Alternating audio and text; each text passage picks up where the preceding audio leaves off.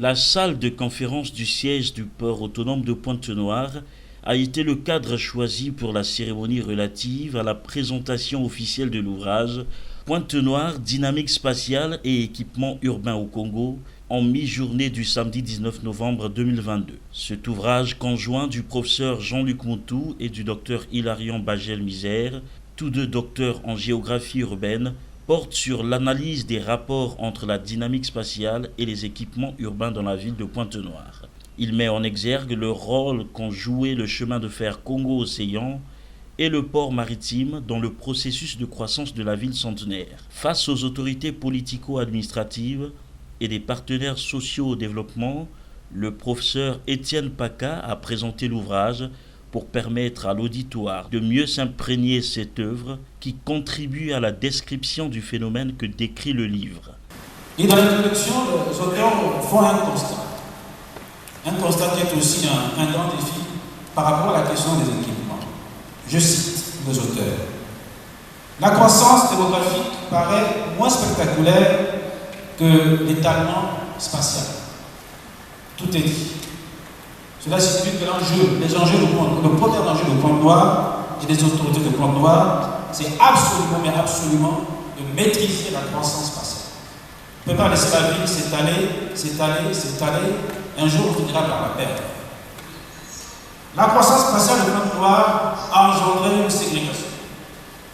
Le centre-ville et les quartiers péricentraux disposent de logements et équipements adéquats, alors que les quartiers périphériques sont dépourvus de toutes les commodités relatives à la vie en milieu urbain.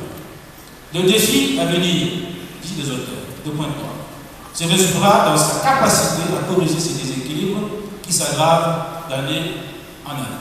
Tour à tour, les auteurs ont édifié sur les motivations et la méthodologie utilisée pour parvenir aux résultats obtenus. Le développement de la ville, un phénomène universel, a souligné le professeur Jean-Luc Moutou, révélant ainsi le sens même de la ville. Le développement de la ville aujourd'hui est un phénomène universel. Le monde entier aujourd'hui connaît le développement des villes prodigieuses. Et c'est un mouvement qui ne va pas pour autant changer, ce n'est pas sûr. Il touche aujourd'hui tous les pays sur l'ensemble des continents et ce principe tend à s'accroître vers des formes urbaines encore plus évoluées. La ville est le miroir, est un miroir au travers lequel nous nous mirons, à travers lequel nous apprécions au mieux notre vie. Nos pratiques quotidiennes aussi, nos modes de production, de consommation, de pensée, nos différences et nos relations également avec les autres. Perçu comme ça, on peut continuer de dire qu'au fond la ville, elle nous tient. Il a de notre contribution à la description de ce phénomène, à la recherche des solutions. Et puis à l'idée qu'on devrait pouvoir se faire dans la perspective. Nous avons eu la chance, vous et nous, de vivre le centenaire de la ville de Pointe-Noire. Qui ici peut me dire qu'il vivra le bicentenaire? C'est-à-dire dans 100 ans, qui sera là encore pour parler de ces choses? Personne ne sera. Nous ne serons pas. Mais nous avons fait cette contribution justement pour permettre à la postérité de se saisir de ces éléments, de ces outils, de cette matière, et leur permettre à leur tour de faire de Pointe-Noire ce qu'ils voudront, mais en s'appuyant très certainement sur l'ambition que nous avons nous-mêmes de cette ville aussi déjà, puisque nous sommes les gestionnaires aujourd'hui, et nous n'avons pas vocation à laisser une ville meurtrie aux générations futures.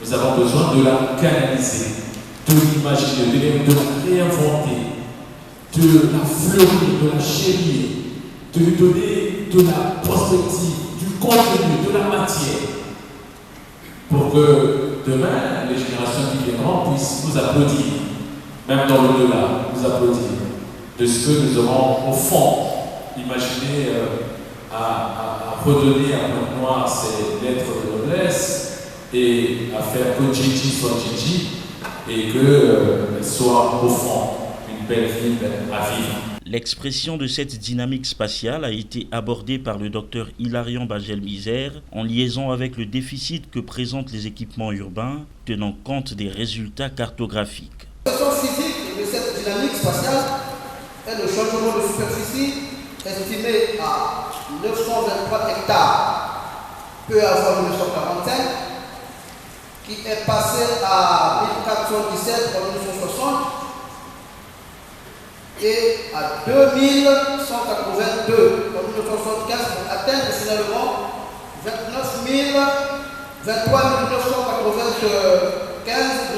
hectares en 2011. Évidemment 2011 parce que c'est la date à laquelle le nouveau découpage qui est fonctionnel aujourd'hui a été établi. Alors la ville est passée donc de 3 arrondissements à 4 en 1985 avec la naissance de Guadili qui était encore un district et à 6 en 2011 dont les 2 derniers sont Mourou et Moyo. Pour une population aujourd'hui d'environ 1 million d'habitants. Malheureusement, cette croissance socio-démographique de la ville, plutôt de laquelle sont nés d'autres quartiers, parfois précaires, n'a pas été accompagnée d'un effort d'équipement conséquent pour assurer le mieux-être et le mieux-vivre des citadins. Il s'est donc développé un territoire très articulé qui peut s'expliquer évidemment par un aménagement inégalitaire ou déséquilibré, sinon peu maîtrisé. Ainsi, nous observons de nombreux quartiers dépourvus de certaines infrastructures nécessaires à la vie urbaine collective. Il ressort donc de nos résultats cartographiques, issus de nos enquêtes de terrain et de l'exploitation de certaines données existantes, notamment les cartes topographiques, les fonds hygiène, les photographies aériennes, que la croissance spatiale de la ville s'est faite en 7 phases de croissance que vous trouverez dans les résultats, qui sont plutôt présentés dans les résultats qui sont postés dans cet ouvrage.